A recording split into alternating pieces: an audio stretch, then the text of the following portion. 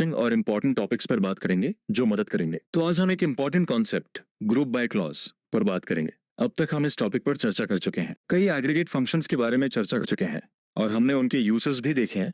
और अब इस वीडियो में हम तो यहाँ ध्यान दो, हम देखेंगे कि कैसे टेबल में समान वैल्यूज वाले रिकॉर्ड्स को ग्रुप कर सकते हैं ताकि डेटा को एनालाइज करना आसान हो। ये प्रोसेस जरूरी है और फिर हम इस प्रोसेस के अनुसार रिजल्ट वापस कर सकते हैं।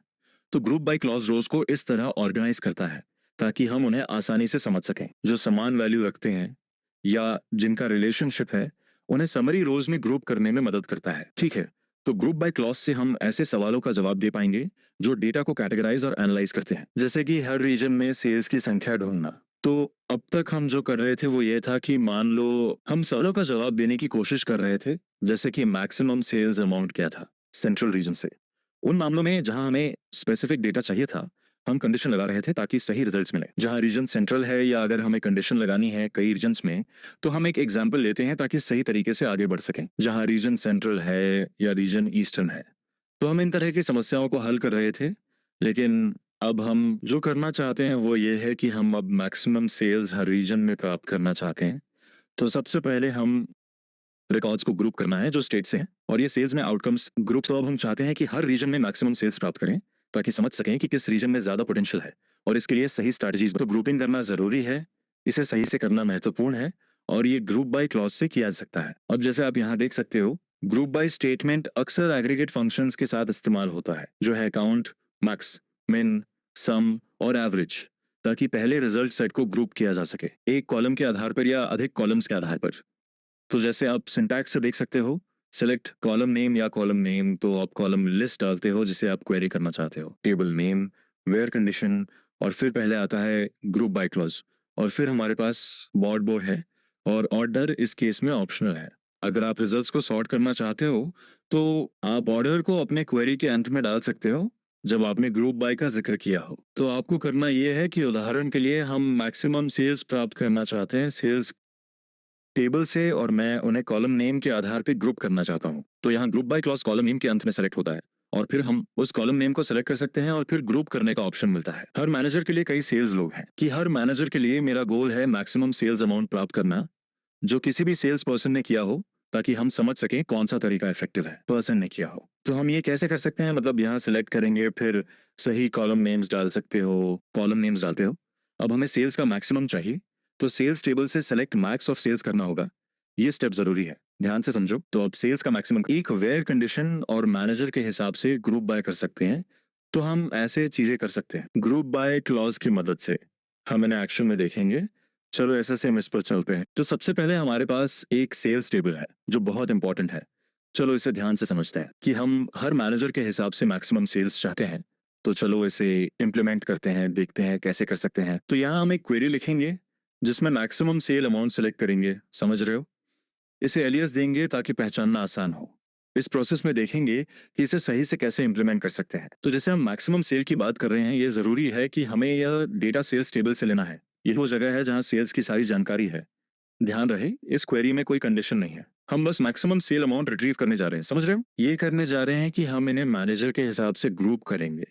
तो ग्रुप बाय मैनेजर कॉलम, और तो मान लो हमें मैनेजर के हिसाब से ऑर्डर करना है, ये अल्फाबेटिकल ऑर्डर में होगा, यानी ए से जेड। इससे स्ट्रक्चर्ड व्यू मिलेगा कि कौन सा मैनेजर किस ऑर्डर में है। तो यहाँ हम ऑर्डर बाय मैनेजर की बात कर रहे हैं, मतलब मैनेजर के हिसाब से डेटा अरेंज करना है।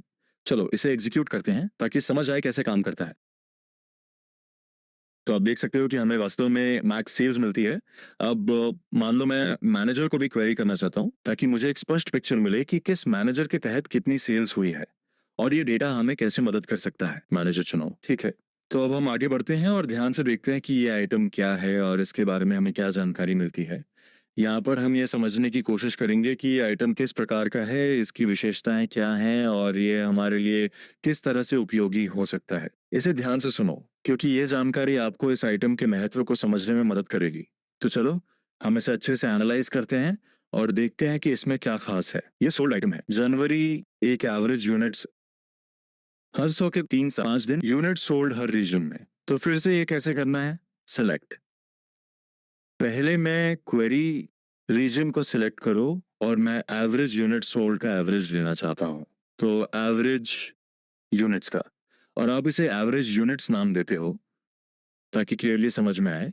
फिर इसे टेबल में ऐड करो जिससे डेटा ऑर्गेनाइज हो सके। का नाम देते हो सेल्स से, मतलब ये स्ट्रेट फॉरवर्ड है।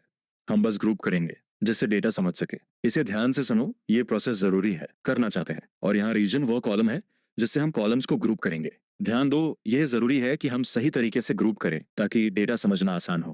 करेंगे तो रीजन से ग्रुप करो। अगर मैं इसे सिलेक्ट करूं, एग्जीक्यूट पर क्लिक करो, आप देख सकते हो ये ईस्ट में सोल्ड यूनिट्स का एवरेज है, ये वेस्ट में सोल्ड यूनिट्स का एवरेज है, ये नंबर है। ठीक है, ठीक है। चलो रीजन एग्जीक्यूट पर क्लिक करता हूं। तो चलो सभी एग्रीगेट फंक्शंस अप्लाई करें जो हमने सीखे हैं। इस क्वेरी में ग्रुप बाय क्लॉज के साथ हम इसे बेहतर समझ सकते हैं। ये हमारे कॉन्सेप्ट को और क्लियर बनाएगा। तो मान लेते हैं कि मैं सेल अमाउंट का मैक्सिमम, एवरेज और टोटल निकालना चाहता हूँ। ये हमें सेल्स की परफॉर्मेंस एनालाइज करने में मदद करेगा। मिनिमम बिल अमाउंट लेना चाहता हूँ, ठीक है। तो हम सम फंक्शन का यूज करेंगे सेल्स का टोटल निकालने के लिए, और कुछ और कैलकुलेशंस भी। काउंट लेना चाहता हूँ उन सेल्स का जो हुई है। तो मान लेते हैं कि मैं काउंट लेना चाहता हूँ उन सेल्स का जो एक रीजन के आधार पे हुई है। तो हम ये कैसे करेंगे, समझने के लिए ध्यान से सुनो। सबसे पहले हमें रीजन सेलेक्ट करना है ताकि सही डेटा पर काम कर सकें। फिर हम अगले स्टेप्स पर चर्चा करेंगे। तो यहाँ ध्यान दो, हम सभी एग्रीगेट फंक्शंस अप्लाई करना चाहते हैं ताकि सही एनालिसिस मिल सके। सबसे पहले मैं सेल अमाउंट का एवरेज लेना चाहता हूँ ताकि एवरेज सेल्स का पता चल सके। तो चलो इस कॉलम का नाम एवरेज रखते हैं ताकि आसान हो। फिर कुछ और नंबर्स हैं इस कॉलम के, तो ये सेल्स का नंबर है, इसकी वैल्यू है। एक और चीज करनी है, तो एवरेज के बाद हम मैक्सिमम सेल अमाउंट का वैल्यू निकालेंगे। समझ रहे हो? नाम रखेंगे मैक्सिमम, फिर हम सेल अमाउंट का मिनिमम निकालेंगे और इसे मिनिमम नाम देंगे। फिर हमें कुछ चाहिए, तो मान लेते हैं कि मैं एक पर्टिकुलर रीजन के लिए टोटल सेल अमाउंट लेना चाहता हूँ। ये इंपॉर्टेंट है क्योंकि इससे आगे की कैलकुलेशंस में मदद मिलेगी। तो यहाँ हम सेल अमाउंट का सम निकालेंगे जो एक पर्टिकुलर रीजन के लिए होगा। इसे टोटल नाम देंगे ताकि आगे की कैलकुलेशंस में इसे रेफर कर सकें। ये जरूरी है क्योंकि इससे हमें उस रीजन में सेल्स का परफॉर्मेंस समझने। तो चलो मान लेते हैं कि मैं हर कैटेगरी के लिए टोटल सेल्स लेना चाहता हूं ताकि हमें परफॉर्मेंस समझ में आ सके। तो यहाँ हम काउंट फंक्शन का यूज करेंगे जिससे सेल अमाउंट की टोटल संख्या काउंट होगी और सेल्स का क्लियर पिक्चर मिलेगा। तो ये मुझे हर रीजन के लिए सेल्स की संख्या रिटर्न करेगा जिससे हमें समझने में मदद मिलेगी कि कितनी सेल्स हुई है।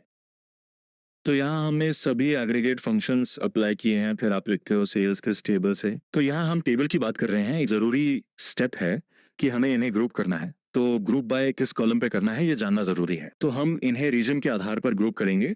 तो ग्रुप बाय रीजन, और आखिर में चलो मान लेते हैं कि हम, तो अगर हम चाहते हैं कि रिजल्ट को अल्फाबेटिकल ऑर्डर में सॉर्ट करें तो पहले रीजन के हिसाब से सॉर्ट करना होगा, फिर हम इसे अरेंज कर पाएंगे। तो यहाँ हमारे पास क्वेरी है, मैं इसे बस सेलेक्ट करूंगा और एग्जिट पर क्लिक करूंगा तो ये सेल अमाउंट आंत होगा। समझ रहे हो ना? हम इसे फिर से एग्जीक्यूट करेंगे ताकि सेंट्रल रीजन में रिजल्ट्स देख सकें। ये हमारे एनालिसिस के लिए इंपॉर्टेंट है। एवरेज सेल अमाउंट ये है, मैक्सिमम वैल्यू ये है, मिनिमम ये है, टोटल बेसिकली सम है। ठीक है, तो यहाँ ये वैल्यू है और काउंट दिखाता है कि सेंट्रल रीजन में टोटल सेल्स कितनी हुई है। समझ रहे हो?